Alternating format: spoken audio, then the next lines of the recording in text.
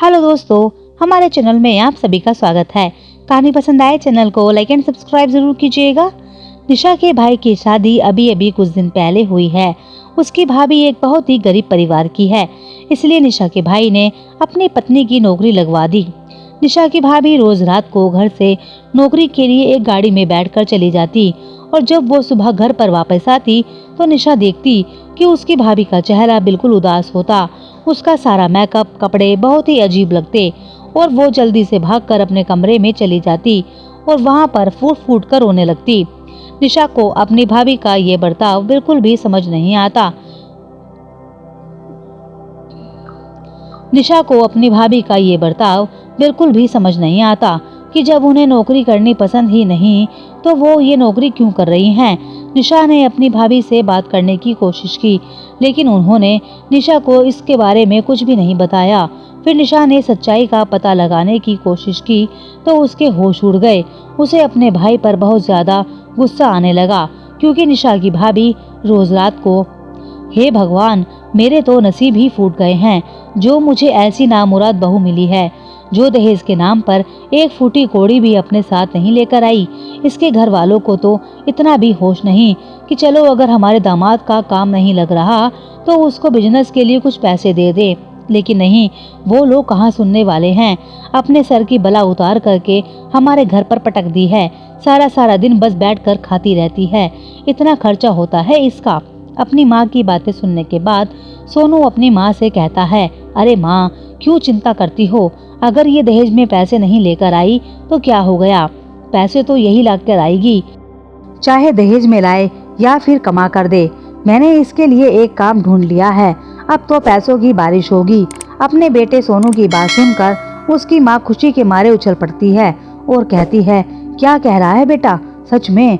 क्या सच में तूने इसके लिए नौकरी ढूंढ ली है? क्या है वो नौकरी?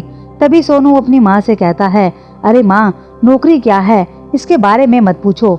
तुम तो बस इतना पूछो कि पैसे कितने मिलेंगे। अरे इतने पैसे मिलेंगे वहाँ, तुम नोटों को गिनते गिनते थक जाओगी। बस तुम तो रात होने का इंतजार करना। सोनू की माँ हैरानी के साथ पूछती है, रात होने का इंतजार करना? क्यों बेटा, क्या वो रात के टाइम नौकरी पर जाएगी? सोनू अपनी माँ को हंसते हुए कहता है, हाँ माँ, वो काम ही ऐसा है कि उस काम को रात को ही लोग करते हैं और चिंता की कोई बात नहीं है। रोजाना एक गाड़ी तुम्हारी बहू को घर के दरवाजे से लेकर जाएगी और सुबह सुबह घर के दरवाजे पर ही छोड़कर जाएगी। निशा दूर खड़ी हुई अपने भाई की बातें सुनती रहती है। फिर वो अपनी माँ से कहती है, अरे माँ, ऐसी कौन सी नौकरी है जिसमें गाड़ी घर पर छोड़कर जाएगी और घर से ही लेकर जाएगी और उसमें पैसे भी बहुत सारे मिलेंगे? तभी निशा का भाई गुस्से में आकर कहता है, तुझे इससे क्या लेना देना है? तू जाकर अपनी पढ़ाई पर ध्यान दे। फिर निशा चुपचाप से अपने कमरे के अंदर चली जाती है। तभी निशा का भाई अपनी पत्नी को चिल्लाकर बुलाता है और कहता है, ये पकड़, ये कपड़े पहनकर तुझे काम पर जाना है। तभी निशा की भाभी उन कपड़ों को थैले में से निकाल कर देखती है तो वो बहुत ही छोटे छोटे कपड़े होते हैं। ऐसे कपड़े तो निशा की भाभी ने आज तक कभी भी नहीं पहने थे। वो हैरानी के साथ अपने पति से कहती है कि आप कैसी बातें कर रहे हैं? इन कपड़ों को पहनकर मैं घर से बाहर जाऊंगी और वो भी रात के समय? नहीं नहीं, मैं ऐसा कोई काम नहीं करने वाली हूँ। निशा की भाभी जैसे ही अपने पति को उस काम पर जाने से मना करती है तो निशा का भाई गुस्से में आकर खड़ा होता है और अपनी बीवी के बाल पकड़कर उसे जोरदार चांटा लगाता है और कहता है कि अगर तुझे इन कपड़ों को पहनकर रात में काम करना अच्छा नहीं लगता, फिर तू अभी के अभी अपने घर जा और अपने बाप से ढेर सारे पैसे लेकर आ, और अगर पैसे नहीं लेकर आ सकती तो चुपचाप से इन कपड़ों को पहनकर रात को तैयार हो जाना। इतना कहकर निशा का भाई वहां से चला जाता है। निशा की भाभी बेबस हालत में रोती हुई अपने कमरे में चली जाती है और जैसे ही शाम होती है तो उसकी भाभी उन कपड़ों को पहनकर तैयार हो जाती है, क्योंकि उसके पास इसके सिवा कोई भी चारा नहीं होता। अपनी बीवी को उन कपड़ों में देखकर निशा का भाई एकदम से खुश हो जाता है और कहता है, अरे वाह, कितनी अच्छी लग रही है। अगर तू मेरी बात प्यार से मान जाती तो तुझे पिटना नहीं पड़ता। अब जल्दी से आ जा, तेरी गाड़ी बाहर आ चुकी है। निशा की भाभी अपने पति को कुछ भी नहीं कहती और चुपचाप से अपने पति के पीछे पीछे जाते हुए उस गाड़ी में जाकर बैठ जाती है। निशा सारी रात बस अपनी भाभी के ही बारे में सोचती रहती है।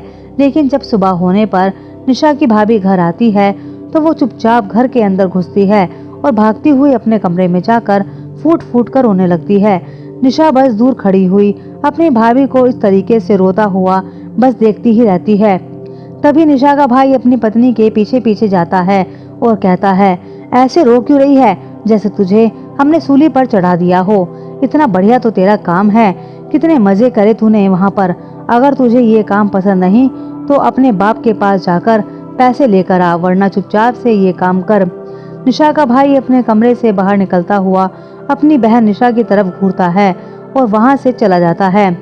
सारा दिन बेचारी निशा की भाभी का रोते रोते ऐसे ही निकल जाता है और जैसे ही शाम होती है फिर से उसका पति उसके लिए दूसरे कपड़े लेकर आता है और उसे पहना कर जबरदस्ती गाड़ी के अंदर बैठा कर भेज देता है।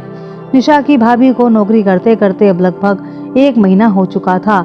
जैसे ही दिन बीते जा रहे थे, निशा की भाभी एक चलती फिरती लाश बनती जा रही थी।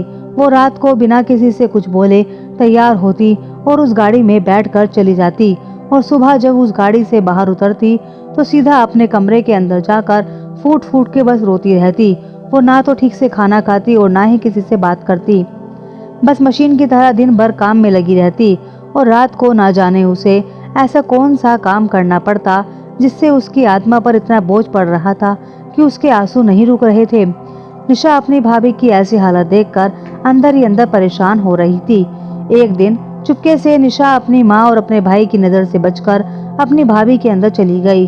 भाभी के कमरे के अंदर चली गई और उसने अपनी भाभी से पूछा, भाभी आप ये काम करने रोज कहाँ जाती हो, और अगर आपको ये काम पसंद नहीं तो मत करो ना, उस काम को छोड़ दो आप।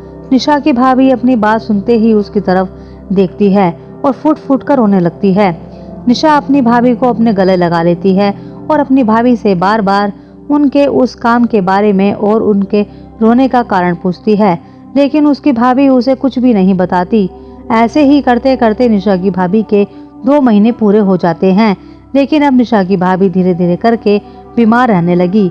फिर भी उसका भाई अपनी पत्नी को जबरदस्ती काम पर भेजता। एक दिन निशा ने अपनी भाभी के इस हालत के पीछे की सच्चाई का पता लगाने की ठानी। जैसे ही उसकी भाभी को लेने के लिए गाड़ी आई तो निशा चुपचाप से उस गाड़ी में छुप कर बैठ गई। निशा की भाभी के गाड़ी में बैठने के बाद ही वो गाड़ी चल पड़ी। गाड़ी काफी देर चलने के बाद एक घर के सामने जाकर रुक गई। जैसे ही निशा उस गाड़ी से उतरी तो उसने देखा कि कुछ आदमी उस गाड़ी की तरफ आ रहे हैं। फिर जल्दी से निशा दूर जाकर पेड़ के पीछे छुप गई। निशा ने दूर से देखा कि कुछ लोग वहां आकर निशा की भाभी को जबरदस्ती जानवरों की तरह खींच कर लेकर जा रहे हैं। उसकी भाभी बिल्कुल जिंदा लाश की तरह उन लोगों के साथ बस चलती जा रही थी और वो लोग उसकी भाभी को एक कमरे के अंदर लेकर गए। और फिर जो निशा ने देखा उसको देखकर तो निशा के बिल्कुल होश ही उड़ गए। निशा ने देखा कि वो सब लोग मिलकर निशा की भाभी के साथ बदतमीजी कर रहे थे और उन्हें जबरदस्ती नाचने पर भी मजबूर कर रहे थे। कोई निशा की भाभी को कैसे छेड़ रहा था तो कोई कैसे छेड़ रहा था। निशा ने ये सब कुछ देख नहीं पा रही थी, इसलिए उसने जल्दी से पुलिस को फोन कर दिया।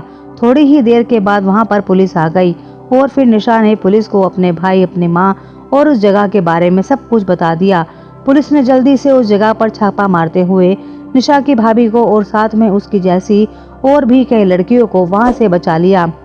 फिर थोड़ी देर के बाद ही पुलिस ने निशा के भाई और निशा की माँ को भी पकड़ लिया, क्योंकि उन दोनों ने निशा की भाभी से ये सब काम जबरदस्ती करवाया था।